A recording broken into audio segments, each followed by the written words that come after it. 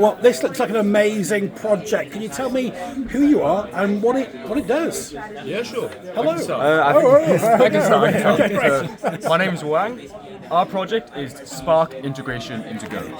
So the main use case of our project is that within the IFRC, they found that for every franc invested in preparedness, they could save up to 7 times that amount in supply chain costs. Wow. And because of that, we've built a robust data pipeline that creates a centralized dashboard directly on their front website.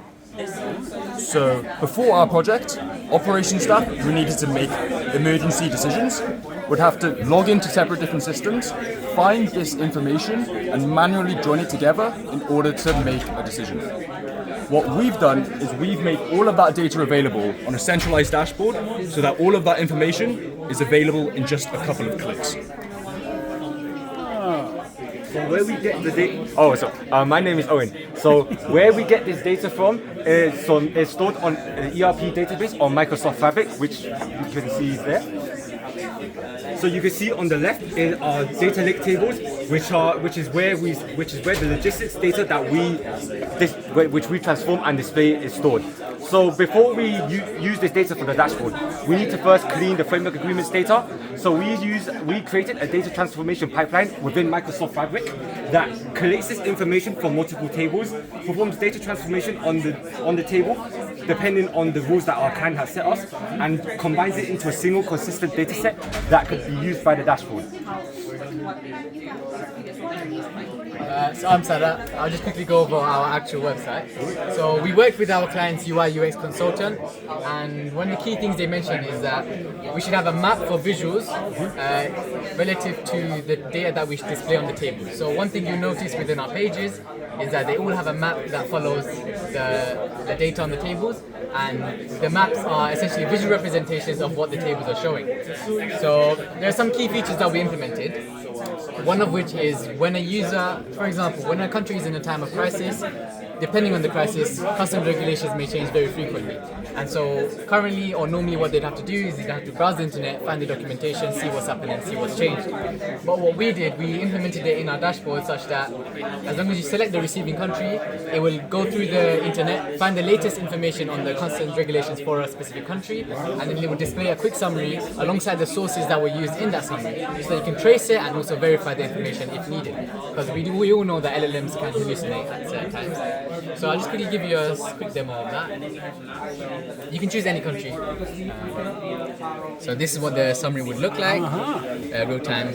And you can click view details to see the sources that we used. Okay?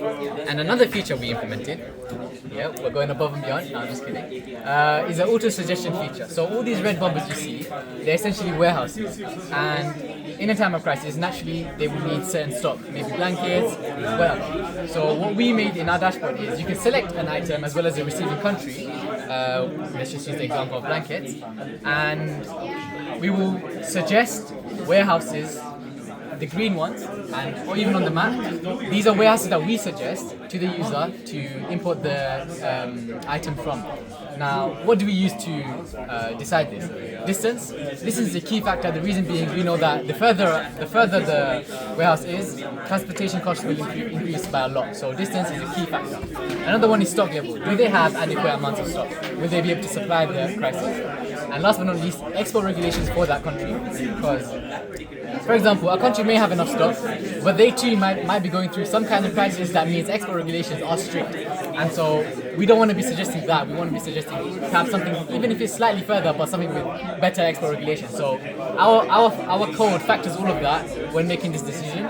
You can click a green bubble, for example, and it will tell you an example. So the distance, what score it received based on the distance, the export regulations, the score it received based on the export regulations of that country, and the score it received based on the stock available.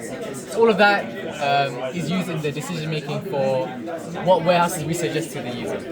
All in all, our website is supposed to increase the efficiency, and yeah. Thank you. Also, one thing I should note, we use LLM in 2 points within our thing, and we know that, as I mentioned previously, LLMs, they can hallucinate, and so it's very important that we use good prompts, and one thing that we were one resource that we were given very early on was the SkillsBuild from IBM, and I just wanted to give it a special shout out because we did use it in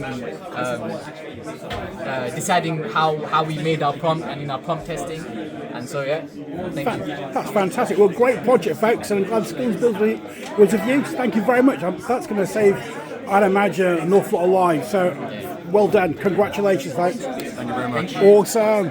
Thank you. Well done.